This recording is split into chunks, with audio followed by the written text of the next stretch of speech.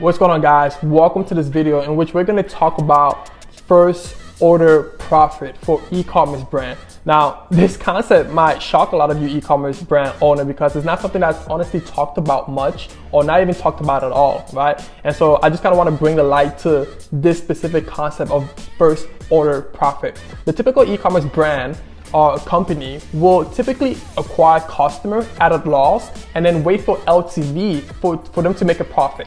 Especially if you're a small company, right? If you're a small e-commerce brand, maybe you're just starting out, you don't have a lot of operational capital, right? You don't have a lot of operating capital to wait for LTV, right? Or you don't have the luxury to wait for LTV, right?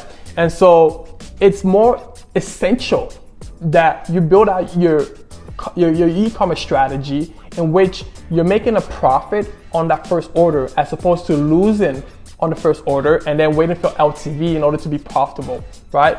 It's possible. I'm telling you it's possible, and I'm going to show you how exactly to do that and how we do that, right? So let's look at my screen over here, this picture. So taking this specific scenario, which I know a lot of brands would love for this to happen. So we have a first order revenue over here, right? Or this could be like the AOV, so which is $59, right? Which is $59, right? And then within that $59, we have to subtract our variable cost, which is cost of goods sold, which is $21, right? And then $12, which is gonna be for shipping, taxes, and even returns or whatnot, right? Which is gonna be $12. And then we have to talk about our cost per acquisition, right?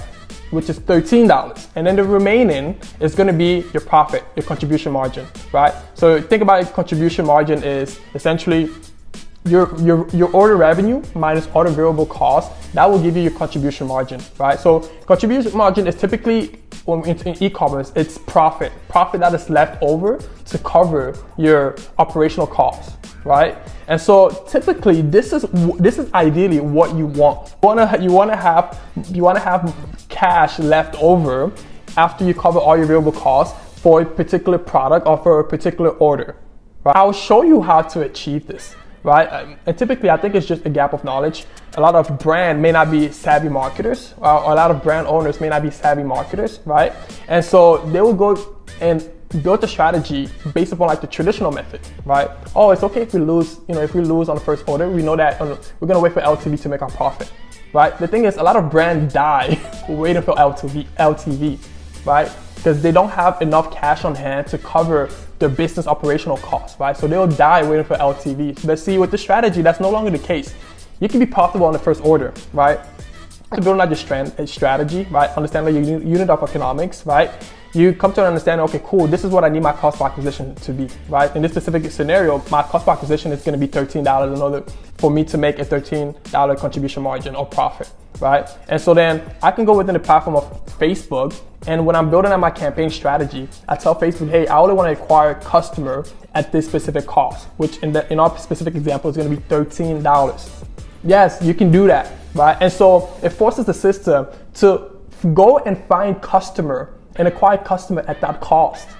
Yes, I promise you this is possible. You just have to understand the platform and know how to use it to get what it is that you want. Because these platforms are there for you. It's a big leverage. You just have to understand how to use it, right? You tell it what you want it to do, and then it will spit out the numbers that you want, right? So this is on Meta. And so you can do the same thing with Google as you're building out your campaign strategy, right?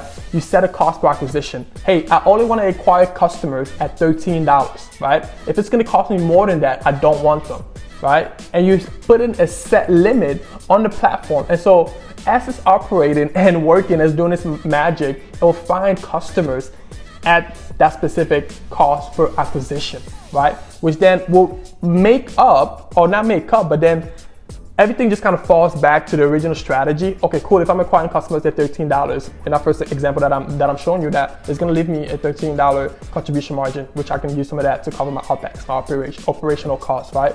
And I said before, like a lot of traditional, companies or e-commerce brand, they will lose money on the front end, right? They will acquire customers at a loss, and they'll wait for LTV in order to be profitable. But the thing is, a lot of these companies, they will die, as you see in the specific graph over here, which I love so much.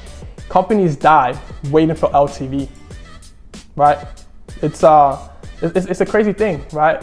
And so I don't think this is a new concept. It's just that a lot of people are not really aware of this and aware that this is even something that's possible, right? And I'm just telling you today that it is possible, right? So when you're building out your e-commerce strategy, make sure that you're building a strategy in which it can be profitable on the front end. Guys, I hope you guys like this video. If you want to see more videos like this related to strategy around e-commerce, marketing, advertising, how to use Facebook, Instagram, TikTok in order to just drive more revenue and really just squeeze out the juice out of those platforms, subscribe to the channel, like this video, and all right guys, that's all I got for you today. I'll talk to you guys soon.